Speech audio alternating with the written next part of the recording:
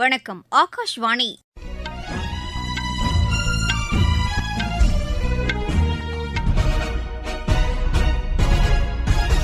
செய்திகள் வாசிப்பவர் பிரியதர்ஷினி. தலைப்புச் செய்திகள்: கழிவுப்பொருள் மேலாண்மையை திறம்பட செயல்படுத்துவதற்கு அனைத்து தரப்பினரும் ஒத்துழைப்பு அளிக்க வேண்டும் என்று குடியரசுத் தலைவர் திருமதி திரௌபதி முர்மு கேட்டுக் கொண்டுள்ளார்.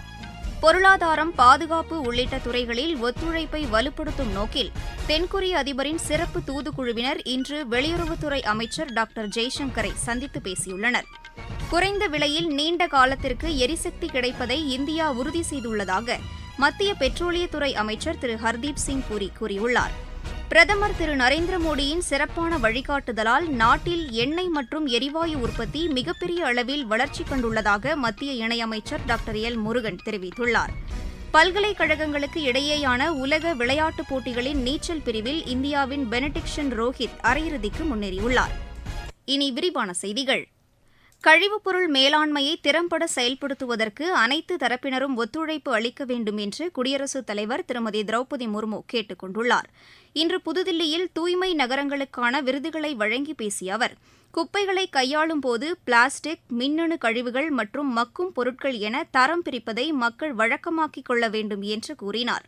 நாட்டின் கலாச்சாரத்தோடு தூய்மையை கடைபிடிப்பதும் இணைந்திருப்பதாக கூறிய அவர், பன்னெடுங்காலமாக நமது வாழ்க்கை முறையிலும் சுற்றுப்புறத்தை தூய்மையாக பராமரிப்பதற்கு மக்கள் மிகுந்த முக்கியத்துவம் அளித்து வந்துள்ளதாக தெரிவித்தார். நாட்டின் நகரங்களை தூய்மைப்படுத்துவதற்காக கொண்டுவரப்பட்டுள்ள தூய்மை இந்தியா இயக்கம் உலகின் மாபெரும் தூய்மை கணக்கெடுப்பு இயக்கமாக உருவெடுத்துள்ளது என்றும் அவர் குறிப்பிட்டார். அரசின் முனைப்பான நடவடிக்கைகளின் பயனாக பிளாஸ்டிக் பொருட்களால் ஏற்படும் பாதிப்பு கணிசமாக குறைந்துள்ளதாகவும் அவர் கூறினார். மக்கள் அன்றாட வாழ்க்கையில் தங்களுக்கு தேவையான பொருட்களை முறையாக பயன்படுத்துவதன் மூலம் கழிவுப் பொருட்களின் அளவை குறைக்க முடியும் என்றும் அவர் தெரிவித்தார். இயற்கைக்கு உகந்த வாழ்க்கை முறையை கடைபிடிப்பதன் மூலம் தூய்மையை பராமரிக்கலாம் என்பதற்கு பழங்குடியின மக்களின் வாழ்க்கை முறை சிறந்த உதாரணமாக திகழ்வதாக அவர் குறிப்பிட்டார். தூய்மை இந்தியா இயக்கத்தில் அனைவரும் முழு அர்ப்பணிப்போடு பங்கேற்க வேண்டும் என்று கேட்டுக்கொண்ட குடியரசுத் தலைவர், 2047ஆம் ஆண்டுக்குள் முற்றிலும் தூய்மையான இந்தியாவை நம்மால் உருவாக்க முடியும் என்று கூறினார். தென்கொரியாவுடன் பாதுகாப்பு, பொருளாதாரம், தொழில்நுட்பம் மற்றும் கடல்சார் பாதுகாப்பில் இருதரப்பு உறவுகளை இந்தியா வலுப்படுத்துவதற்கான முயற்சிகளை மேற்கொண்டுள்ளது. புதுதில்லியில் இன்று வெளியுறவுத்துறை அமைச்சர் டாக்டர் ஜெய்சங்கரை சந்தித்த தென்கொரிய அதிபரின் சிறப்பு தூதுக்குழுவினர் இரு நாட்டு மக்களுக்கு இடையிலான தொடர்புகளை மேம்படுத்துவதற்கான வாய்ப்புகள் குறித்தும் ஆலோசித்தனர். இந்த சந்திப்பு குறித்து தமது சமூக வலைதளத்தில் பதிவிட்டுள்ள திரு ஜெய்சங்கர், தென்கொரியாவுடன் பல்வேறு துறைகளிலும் புதிய முயற்சிகளை மேற்கொள்ள இந்தியா ஆர்வம் கொண்டுள்ளதாக தெரிவித்துள்ளார். அந்நாட்டில் தற்போது அமைந்துள்ள புதிய அரசுடன் இணைந்து இருதரப்பு ஒத்துழைப்புக்கான வாய்ப்புகள் குறித்து ஆய்வு செய்யப்படும் என்றும் அவர் கூறியுள்ளார். சரக்கு போக்குவரத்திற்கான கட்டணங்கள் நடப்பாண்டு இறுதிக்குள் வெகுவாக குறையும் என்று மத்திய அமைச்சர் திரு நிதின் கட்கரி கூறியுள்ளார். இன்று புதுதில்லியில் தனியார் தொலைக்காட்சி நிறுவனம் ஏற்பாடு செய்த நிகழ்ச்சியில் கலந்து கொண்டு அவர் பேசினார். இதன் மூலம் ஏற்றுமதி அதிகரிக்கும் என்றும் அவர் தெரிவித்தார். கூடுதல் வேலைவாய்ப்புகளை உருவாக்க இந்த நடவடிக்கை உதவிடும் என்றும் அவர் கூறினார். சுற்றுச்சூழல் பாதிப்பை தடுப்பதற்கு மத்திய அரசு உயர் முன்னுரிமை அளித்துள்ளதாகவும் திரு நிதின் கட்கரி கூறினார். கடந்த 11 ஆண்டுகளில் நாட்டு மக்களின் நலனுக்கு உகந்ததாக இல்லாத 1600க்கும் மேற்பட்ட சட்டங்கள் நீக்கப்பட்டுள்ளதாக மத்திய பணியாளர் நலத்துறை இணையமைச்சர் டாக்டர் ஜிதேந்திர சிங் தெரிவித்துள்ளார். புவனேஸ்வரில் இன்று நடைபெற்ற சிறந்த அரசு நிர்வாக நடைமுறைகள் என்ற தலைப்பிலான கருத்தரங்கில் உரையாற்றிய அவர், சிறந்த அரசு நிர்வாகம் மக்கள் தங்கள் வாழ்க்கையை சிரமமின்றி மேற்கொள்ள உதவிகரமாக இருப்பதாகவும் குறிப்பிட்டார். வெளிப்படைத்தன்மை, ஊழலுக்கு எதிரான நடவடிக்கைகள், நெறிப்படுத்தப்பட்ட நிர்வாகம் உள்ளிட்டவை அரசு நிர்வாகத்தை எளிமைப்படுத்தி மக்கள் தங்கள் வாழ்க்கையை சிரமமின்றி மேற்கொள்ள உதவிடுவதாகவும் அவர் கூறினார். சிறந்த பொது நிர்வாகத்திற்கான பிரதமரின் விருதுகளுக்கு தெரிவு செய்யப்பட்ட புதுமையான அரசு நடவடிக்கைகள் குறித்து எடுத்துரைக்கும் வகையில் ஒடிஷா மாநிலம் புவனேஸ்வரில் இந்த 2 நாள் மாநாட்டிற்கு ஏற்பாடு செய்யப்பட்டுள்ளது. நீங்கள் கேட்டுக்கொண்டிருப்பது ஆகாஷ்வாணியின் செய்தி அறிக்கை. மோடி அரசின் 11 ஆண்டுகள். உலக பொருளாதாரத்தில் 4ஆம் இடம். உலக தரத்திலான கட்டமைப்பு வசதிகள். 25 கோடிக்கும் மேற்பட்டோர் வறுமையிலிருந்து மீட்பு.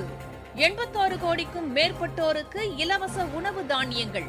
அனைத்து துறைகளிலும் வளர்ச்சி. சேவை, நல்லாட்சி, ஏழைகளின் நலன். இதுவே மோடி அரசின் தாரக மந்திரம். வளர்ச்சியடைந்த இந்தியாவிற்கான மோடி அரசின் பயணத்தில் இது அமுத காலம். குறைந்த விலையில் நீண்ட காலத்திற்கு எரிசக்தி கிடைப்பதை இந்தியா உறுதி செய்துள்ளதாக மத்திய பெட்ரோலியத்துறை அமைச்சர் திரு ஹர்தீப் சிங் பூரி தெரிவித்துள்ளார். புதுதில்லியில் இன்று நிகழ்ச்சி ஒன்றில் பேசிய அவர், குறைந்த விலையில் எரிபொருள் விநியோகிக்கும் நாடுகளிலிருந்து அதிக அளவில் இறக்குமதி செய்யும் நடைமுறையை இந்தியா பின்பற்றி வருவதாக தெரிவித்தார். ஹைட்ரோ கார்பன் உற்பத்தியை அதிகரிப்பதற்கான முயற்சிகளையும் அரசு மேற்கொண்டு வருவதாக திரு ஹர்தீப் சிங் பூரி கூறினார். பிரதமர் திரு நரேந்திர மோடியின் தொலைநோக்கு பார்வை மற்றும் சிறப்பான வழிகாட்டுதலால் நாட்டில் எண்ணெய் மற்றும் எரிவாயு கண்டுபிடிப்பு மற்றும் உற்பத்தி மிகப்பெரிய அளவில் வளர்ச்சி கண்டுள்ளதாக மத்திய தகவல் ஒலிபரப்புத்துறை இணையமைச்சர் டாக்டர் எல் முருகன் தெரிவித்துள்ளார். புதுதில்லியில் பெட்ரோலிய அமைச்சகம் ஏற்பாடு செய்திருந்த கலந்தாய்வு கூட்டம் குறித்து சமூக வலைதளத்தில் பதிவிட்டுள்ள டாக்டர் எல் முருகன், புதிய எரிசக்தி திட்டங்களை கொண்டுவருவதற்கு மாநிலங்களின் பங்களிப்பு பெரிதும் உதவியதாக கூறியுள்ளார்.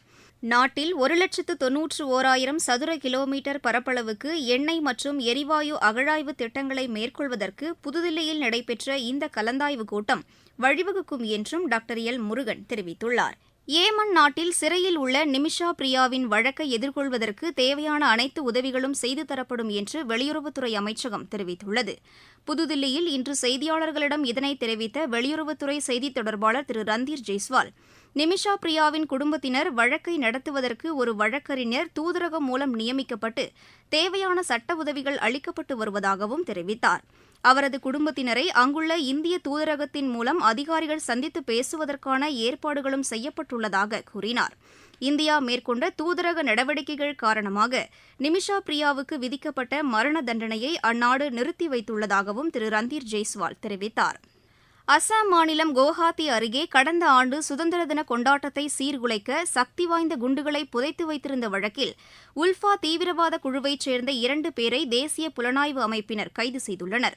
நாட்டின் ஒற்றுமையையும் ஒருமைப்பாட்டையும் பாதுகாப்பையும் சீர்குலைக்கும் நோக்கில் இந்த தீவிரவாத அமைப்பு இந்த கொடுஞ்செயலில் ஈடுபட முயன்றதாக தேசிய புலனாய்வு அமைப்பு கூறியுள்ளது. இந்த வழக்கில் ஏற்கனவே ஒருவர் கைது செய்யப்பட்டுள்ளதாகவும் அந்த அமைப்பு தெரிவித்துள்ளது. தில்லியில் ஆம் ஆத்மி ஆட்சி பொறுப்பில் இருந்தபோது நடைமுறைப்படுத்தப்பட்ட திறன் மேம்பாட்டு திட்டத்தில் நடைபெற்றதாக கூறப்படும் ஊழல் முறைகேடுகள் குறித்து விசாரிப்பதற்கு துணைநிலை ஆளுநர் திரு வினய்குமார் சக்சேனா உத்தரவிட்டுள்ளார். புதுதில்லியில் இன்று செய்தியாளர்களிடம் பேசிய கல்வி அமைச்சர் திரு ஆஷிஷ் சூட் இதனை தெரிவித்தார். கோவிட்-19 காலத்தில் செயல்படுத்தப்பட்ட இந்த திட்டத்தில் 145 கோடி ரூபாய் அளவுக்கு ஊழல் நடைபெற்றதாக பெறப்பட்ட புகாரின் அடிப்படையில் இந்த நடவடிக்கை மேற்கொள்ளப்பட்டுள்ளதாக திரு ஆஷிஷ் சூட் கூறினார். இந்தியா அமெரிக்கா இடையே இடைக்கால வர்த்தக ஒப்பந்தம் விரைவில் இறுதி செய்யப்படும் என்று அமெரிக்க அதிபர் திரு டொனால்டு ட்ரம்ப் தெரிவித்துள்ளார். வாஷிங்டனில் செய்தியாளர்களிடம் இதனை தெரிவித்த அவர், இது தொடர்பாக இரு நாடுகள் இடையே தற்போது மேற்கொள்ளப்பட்டு வரும் பேச்சுக்களில் விரைவில் முடிவு எட்டப்படும் என்று கூறினார். ஈராக்கின் அல்-கூட் நகரில் ஏற்பட்ட தீ விபத்தில் 50 பேர் உயிரிழந்தனர், பலர் காயமடைந்தனர். அங்குள்ள பல்பொருள் அங்காடி மற்றும் உணவகத்தில் ஏற்பட்ட இந்த விபத்தில் சிக்கிய பலரும் பத்திரமாக மீட்கப்பட்டுள்ளதாக வாசிட் மாகாண ஆளுநர் திரு முகமது அல் மயாஹி தெரிவித்துள்ளார். இது தொடர்பாக அங்காடி மற்றும் கட்டிடத்தின் உரிமையாளர் மீது வழக்கு பதிவு செய்யப்பட்டுள்ளதாகவும் அவர் கூறினார்.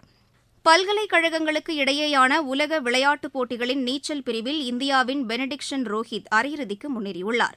ஜெர்மனியில் நடைபெற்று வரும் இப்போட்டியின் ஆடவர் 50 மீட்டர் பிரிவின் தகுதிச் சுற்றில் 12வது இடத்தை பிடித்ததன் மூலம் அவர் அரையிறுதிக்கு முன்னேறினார். ஹங்கேரியில் நடைபெற்று வரும் சர்வதேச மல்யுத்த சாம்பியன் போட்டியில் இந்தியாவின் சுஜீத் காலிறுதிக்கு முன்னேறியுள்ளார். ஆடவர் 65 கிலோ எடை பிரிவு காலிறுதிக்கு முந்தைய சுற்று ஆட்டத்தில் அவர் அல்பேனியாவின் இஸ்லாம் டுடேவை வென்றார். மீண்டும் தலைப்புச் செய்திகள். கழிவுப் பொருள் மேலாண்மையை திறம்பட செயல்படுத்துவதற்கு அனைத்து தரப்பினரும் ஒத்துழைப்பு அளிக்க வேண்டும் என்று குடியரசுத் தலைவர் திருமதி திரௌபதி முர்மு கேட்டுக் கொண்டுள்ளார். பொருளாதாரம், பாதுகாப்பு உள்ளிட்ட துறைகளில் ஒத்துழைப்பை வலுப்படுத்தும் நோக்கில் தென்கொரிய அதிபரின் சிறப்பு தூதுக்குழுவினர் இன்று வெளியுறவுத்துறை அமைச்சர் டாக்டர் ஜெய்சங்கரை சந்தித்து பேசியுள்ளனர். குறைந்த விலையில் நீண்ட காலத்திற்கு எரிசக்தி கிடைப்பதை இந்தியா உறுதி செய்துள்ளதாக மத்திய பெட்ரோலியத்துறை அமைச்சர் திரு ஹர்தீப் சிங் பூரி கூறியுள்ளார். பிரதமர் திரு நரேந்திர மோடியின் சிறப்பான வழிகாட்டுதலால் நாட்டில் எண்ணெய் மற்றும் எரிவாயு உற்பத்தி மிகப்பெரிய அளவில் வளர்ச்சி கண்டுள்ளதாக மத்திய இணையமைச்சர் டாக்டர் எல் முருகன் தெரிவித்துள்ளார். பல்கலைக்கழகங்களுக்கு இடையேயான உலக விளையாட்டுப் போட்டிகளின் நீச்சல் பிரிவில் இந்தியாவின் பெனடிக்ஷன் ரோஹித் அரையிறுதிக்கு முன்னேறியுள்ளார். இத்துடன் செய்தி அறிக்கை நிறைவு பெற்றது.